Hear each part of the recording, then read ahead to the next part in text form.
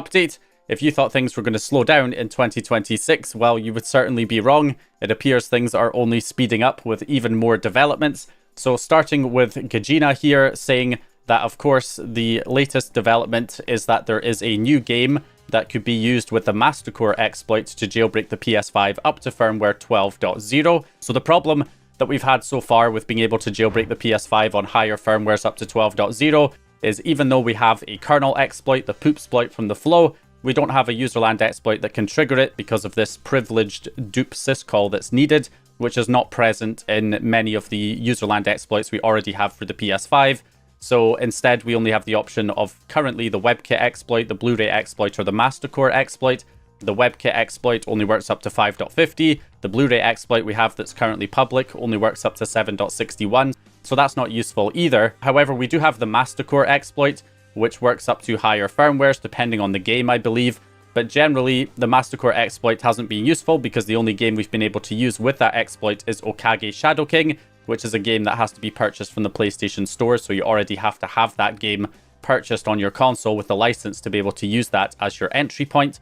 However, what has changed over the past day is that Gezine here over on Twitter is saying that Mastic0re, based on a disc game, CUSA 03474, which is Star Wars Racer Revenge, this was the 12.0 dupe exploit that was teased and will release code after polishing more. Happy New Year for the scene.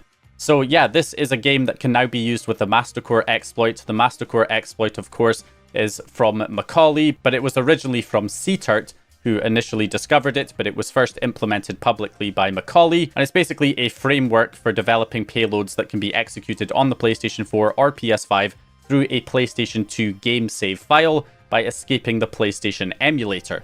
So if we take a look at the video that was posted, we can see the game being loaded. The options menu gets loaded up here. And then we've got the configuration, save/load, Hall of Fame is selected. And then we get our debug notification appearing. So it does look like a userland exploit has been implemented here. And it needs to be chained with the poopsploit. And then we'll be able to jailbreak the PS5 up to firmware 12.0 because apparently this game is firmware agnostic, so it should work all the way up to the latest firmwares, which will allow us to chain it with the poopsploit up to 12.0 on the PS5. So there is one downside to this, which is that this game was already pretty rare before it actually got dropped because it's part of this limited run games. Only a certain number of PlayStation 2 games were actually ported over into physical releases for the PS4. And Star Wars Racer's Revenge was one of them. You can see here it is sold out originally for $14.99 with this version, and then there's some kind of special edition versions here, $37.50, and then this one here for $39.99.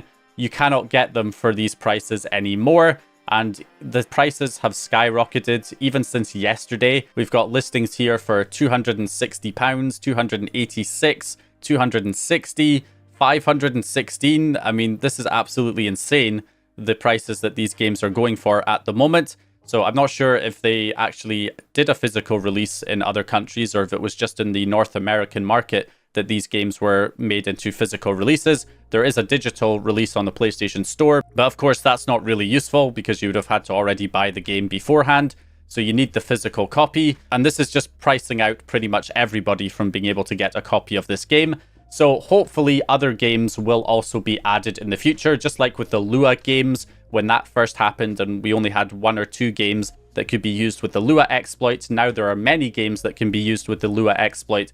So the hope is that the same thing will eventually happen here and we'll get more games that could be used.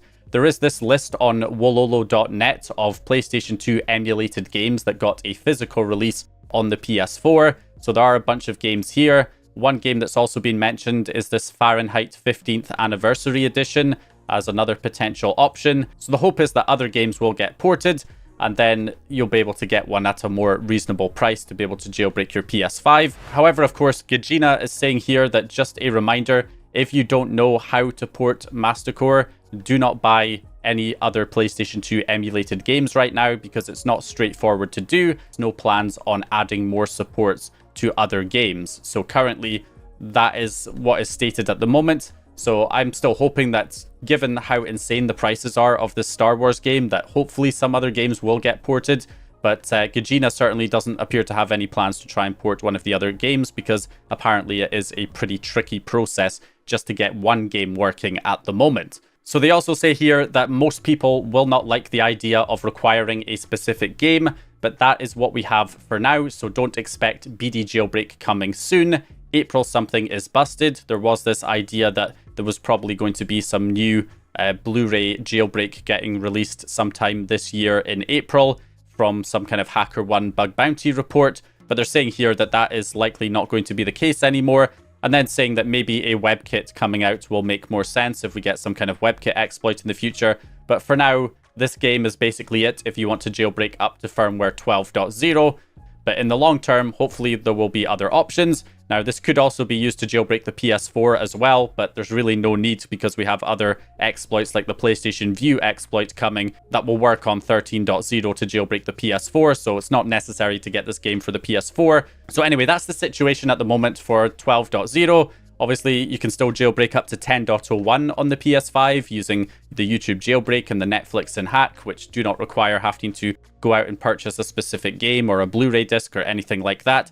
So yeah, if you can get a console that's on 10.01 or lower, you will be able to jailbreak it. And I do have my buyer's guide, which I'll leave in the description, for how to get a PS5 that's going to be on a jailbreakable firmware. Fingers crossed, other games will eventually be added that can be used to jailbreak. So that's what we've got so far for this development here on the PS5. So there is one other thing that's happened, which is of course the release of the PS5 ROM keys that have appeared on the PlayStation 5 developer wiki. And we got some additional context on this from Mr. Zeco himself, who says that news sites are overhyping the release/leak/whatever of the ROM key seeds, saying it could be used to fully unlock the PS5. I've already stated on Twitter, and I'll state it again, ROM and seeds alone are not enough to pwn a PS5. You either need fuses and NAND groups to complement it.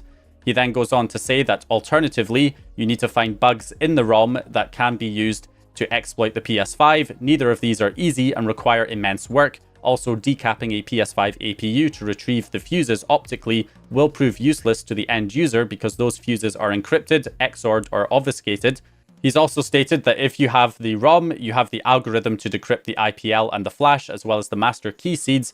And if you have the master fuses together with the ROM, you can generate the master keys. Finally, if you have the S-Flash PS4 case or NAND Groups PS5 case, you have everything needed to decrypt the entire chain of command. And that it would give you the ability to decrypt stuff, but fake packages are still controlled by the A53 IO coprocessor, and a mod chip is only possible with a flaw in the ROM. So the TLDR is that these keys appear to be being overhyped at the moment, and may not necessarily lead to any huge developments, at least in the short term. So we're only one day into 2026 and we already have new developments and potentially a new way to jailbreak the PS5 up to 12.0, although of course it does not come without issues. So anyway, that's going to do it for this one. Hope you guys enjoyed this video or found the information useful. If you did, please leave a like and subscribe. And once again, as always, I'll hopefully see you